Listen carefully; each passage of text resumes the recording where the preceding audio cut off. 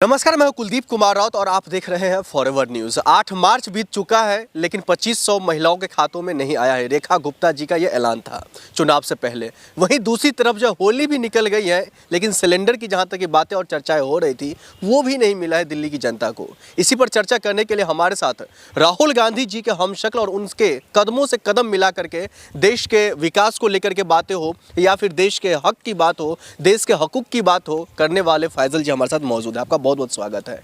क्या लग रहा है सर, जिस तरीके से जो दावे और वादे कर रही थी मोदी सरकार, न तो 2500 रुपया मिला महिलाओं के खाते में गया और न ही गैस सिलेंडर गई, क्या ये भी खोखला ही हो गया है वादा? ये वादे खोखले नहीं है, देश को खोखला कर देंगे एक दिन। देश को ही खोखला कर देंगे, करने देंगे, बोले कर दिया। क्योंकि 2014 में जब देश की आज़ादी को 67 साल हो चुके थे, उस टाइम अगर देखा जाए देश के ऊपर जो कर्ज था वो 55 लाख करोड़ था, लेकिन आज वही कर्ज बढ़कर 200+ लाख करोड़ हो चुका है। तो इनका देखा जाए तो ये वादे, इनके हर एक वादे खोखले निकलते हैं। और रही बात 2500 रुपये की, तो 2500 रुपये तो ये नहीं मिलने वाले। अगर दिल्ली की जनता है या और लोग हैं, अगर उन्हें ये लगता है कि नरेंद्र मोदी जी या उनके कोई भी मंत्री, मुख्यमंत्री अगर अपने वादे पूरे करेंगे तो वो इस भूल में ना रहें। क्योंकि इनका जो वादा है वो एक ही है कि मैं खाऊंगा, दूसरे को नहीं खाने दूंगा। लेकिन वो तो जनता के हक में बात कर रहे थे। वो कहा है रेखा गुप्ता जी ने प्रेस कॉन्फ्रेंस करके मीडिया से मुखातिब होते हुए, जो मैंने ऐलान कर दिया उसमें कुछ कंडीशंस है, बीपीएल कार्ड का, एज का, ये तमाम चीज़ें जिसके पास उपलब्ध है वो आकर के उसका लाभ उठाए।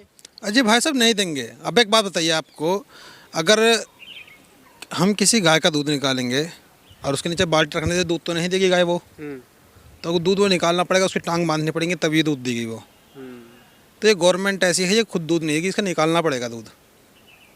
अच्छा, टांग बांधनी पड़ेगी तब ये दूध दे सकती है, वरना ऐसे नहीं देगी। लेकिन ये तो लगातार आप मतलब साफ साफ ये कहना चाह रहे हैं जो रेखा गुप्ता इस पद के लायक नहीं है, इसका मतलब है नहीं इस पद के लायक। जो इतनी, जिसकी भाषा इतनी अभद्र रही हो, राजनीतिक में हलचल पैदा करने वाली रही हो, सियासत को बदलने वाली रही हो, यानी कि मेरा कहने का मकसद ये है, जो इंसान जिसकी भाषा को आप जाति से अगर रिलेटेड देखते हैं तो वो राजनीति करने के लायक नहीं है, तो उस इंसान को मुख्यमंत्री पद से इस्तीफा दे देना चाहिए। और मुख्यमंत्री बनाना ही नहीं चाहिए था, बल्कि बीजेपी, भारतीय जनता पार्टी की ये भूल है कि उन्होंने मुख्यमंत्री बनाया है। मुख्यमंत्री बनाए एक महिला को मुख्यमंत्री के तौर पर जो है दिल्ली में देखा जा रहा है कि सबसे मतलब कड़क महिला भारतीय जनता पार्टी में कोई है तो रेखा गुप्ता है, इसलिए उसको बनाया गया है मुख्यमंत्री। तो कहने का मकसद, जैसा आपने सवाल किया कि करेक्ट महिला अगर भारतीय जनता पार्टी में रेखा गुप्ता थी, उन्हें मुख्यमंत्री बनाया, यानी कि इससे खराब भी हैं भारतीय जनता पार्टी में।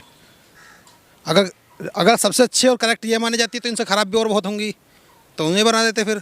कोई बात नहीं है। ये शीला दीक्षित नहीं है जो दिल्ली को विकास की डोर पर खींचे चले जाएगी, ये तो दिल्ली को भ्रष्टाचार के रूप में खींच चले जाएगी। अभी ये डीटीसी बस बंद कर दिया। अब उन लोगों ने वो क्या है, जो लोग बगैर टिकट के बस में यात्रा करते हुए मिलेंगे उनके ऊपर दंड रखा जाएगा, उन्हें 6 महीने की जेल हो सकती है। अब बताइए, पब्लिक को पहले फ्री बस की सेवा मिल रही थी, वो लोग को आदत पड़ चुकी है, तो क्या करेंगे? वो जाएंगे अपना, फिर 6 महीने जेल काटेंगे, क्या करेंगे वो? नहीं, विपक्ष को दिल्ली का विकास क्यों नहीं दिख रहा है? चाहे वो यमुना साफ को लेकर के हो, दिल्ली का आम विकास को लेकर के हो, साफ पानी हो। देखिए, यमुना की सफाई की बात की जाए तो वो इलेक्शन से 4 महीने पहले से वो मशीन चल रही थी। वो सिर्फ कहने के इनकी कहने की बात है। मीडिया में दिखाया तब गया जब वो इलेक्शन हो चुके थे। क्या मुख्यमंत्री बनने से 2 दिन पहले वो न्यूज़ नहीं आई थी कि मशीन चालू हो चुकी है? अगर मुख्यमंत्री बनने से पहले वो मशीन लग रही है तो यानी कि पुराने मुख्यमंत्री की वो मशीन चल रही है, नए मुख्यमंत्री की नहीं है। नए मुख्यमंत्री की तभी हो सकती है जब शपथ लेने के बाद वो अपना कार्यकाल में उतरे। तो ये सब खोखली बातें भारतीय जनता पार्टी करती है, और इसके बातें और वादे हर टाइम खोखले रहते हैं, कभी पूरे होने वाले नहीं है। मोदी जी ने बहुत पहले प्रधानमंत्री बनने से पहले ये बोला था कि हवाई चप्पल पहनने वाले हवाई जहाज में बैठेंगे, लेकिन हवाई जहाज तो छोड़िए, वो हवाई जहाज भी अडानी के हवाले कर दिया है। पोर्ट, एयरपोर्ट सब कुछ अडानी के हवाले करते जा रहे हैं और देश को खोखला करते जा रहे हैं, देश के ऊपर कर्ज दिखाते जा रहे हैं। से मुख्यमंत्री बनी है दिल्ली के विकास के लिए, दिल्ली के आम जनता के भलाई की लगातार मीटिंग पर मीटिंग, कैबिनेट की मीटिंग, वो लगातार बैठकें तो कर रही है। देखिए, एक होता है इंसान कि जो आदमी सुचारू रूप से काम किए और करवाए, लेकिन मीटिंग करने से और कैमरे के सामने मीटिंग दिखाने से कुछ नहीं होता। वो सिर्फ कैमरे के सामने, जैसे मोदी जी है ना कैमरा जीवी इंसान, वैसे ही उनकी ये मुख्यमंत्री है कैमरा जीवी, सिर्फ कैमरे के सामने मीटिंग दिखाती है, बाकी होता कुछ नहीं है। बिहार में भी अभी देख रहे लगातार जो है कन्हैया कुमार यात्रा निकाल चुके हैं पलायन के खिलाफ। कहा जा रहा है इससे तेजस्वी यादव को काफ़ी नुकसान झेलना पड़ सकता है। देखिए, मेरा कहने का मकसद तो ये है कि तेजस्वी यादव हो चाहे कोई भी हो, देश की जनता के लिए जो अच्छा काम करे, देश की जनता को जो नौकरी दे, देश की जनता को जो सुविधाएं दे, वो देश का सच्चा नेता है। नीतीश कुमार दे रहे बिहार में सारी चीज़ें। देखिए, नीतीश कुमार तो नहीं दे रहे हैं। नीतीश कुमार तो वो कहते हैं ना कि पल्लू से बन चुके सैया, उस वाले हो गया कि वो पल्लू से बन चुके हैं, वो नहीं छूट रहे हैं।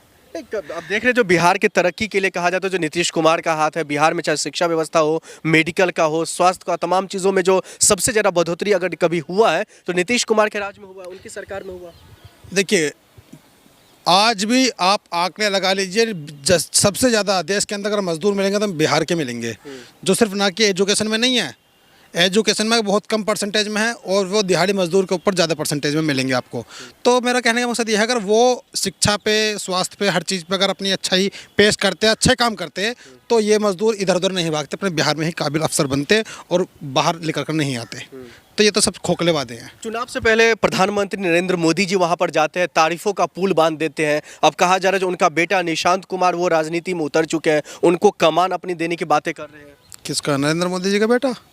नीतीश कुमार के बेटा। अच्छा, नीतीश कुमार जी का बेटा। मैं सोच रहा नरेंद्र मोदी जी का नीतीश कुमार का बेटा में फ़र्क होता है, तो कहाँ से आ गया वो। खैर, देखिए, वो अपने बेटे को राजनीति में उतारे ना उतारे वो तो उनकी इच्छा है, लेकिन सबसे बड़ी बात यह है कि देश की जनता का साथ कौन देता है। देश की जनता का साथ कांग्रेस पार्टी दे सकती है, इसके अलावा कोई पार्टी नहीं, मुझे नहीं लगता, क्योंकि जब देश के अंदर सुई भी नहीं बनती थी, जब देश आज़ाद हुआ था।